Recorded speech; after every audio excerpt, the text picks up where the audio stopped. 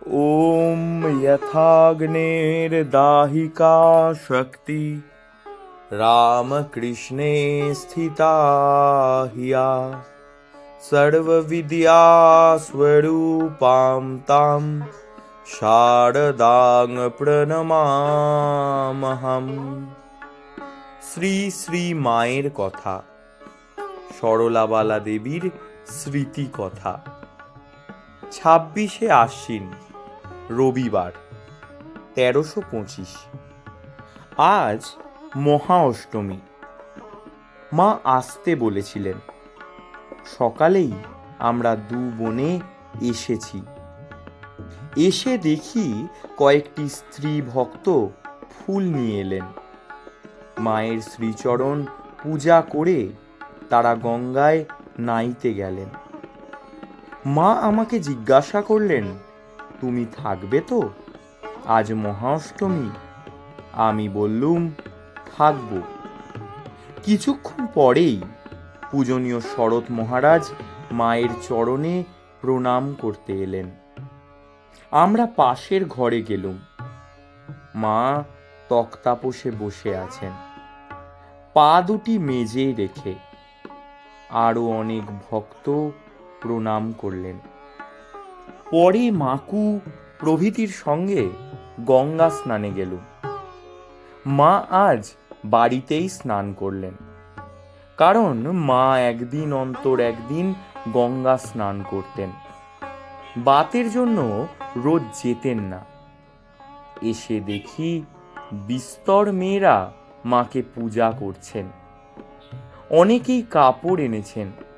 কালীঘাটে মা কালীর গায়ে যেমন কাপড় জড়িয়ে দেওয়া হয়, পূজান্তে তেমনি করে সকলে মায়ের গায়ে কাপড় জড়িয়ে দিচ্ছেন।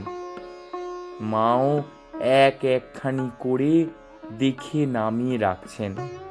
কাউকে বা বলছেন, বেশ কাপড়খানি। একজন ব্রহ্মচারী সংবাদ দিলেন, এখন সব পুরুষ ভক্তেরা মাকে প্রণাম করতে আসবেন। সে কি সুন্দর দৃশ্য! হাতে ফুল, প্রস্ফুটিত পদ্ম, বিল্বদল। একে একে সকলে পূজা ও প্রণাম করে সরে দাঁড়াচ্ছেন। এইরূপে অনেকক্ষণ গেল। ডাক্তার কাঞ্জিলাল সপরিবারে এসেছেন। গোলাপ মা বলছেন, যার জিনিস সেই পেলে। মাও বলছেন, হ্যাঁ, যার তারই হলো। মাঝখানে দুদিন কি গোলমাল হয়ে আর একজনের একটু ভোগ হয়ে গেল।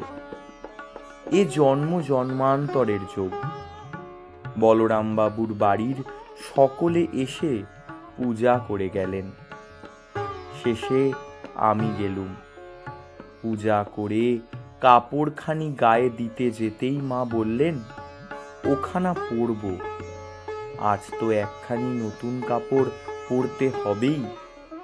এই বলে কাপড়খানা পরলেন। আমার চোখে জল এলো।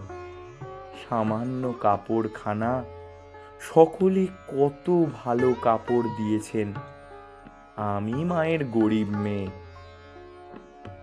মায়ের অত স্নেহ আমার লজ্জাও করতে লাগলো। মা বলছেন, বেশ পারতি গো। জয় ঠাকুর, জয় মা।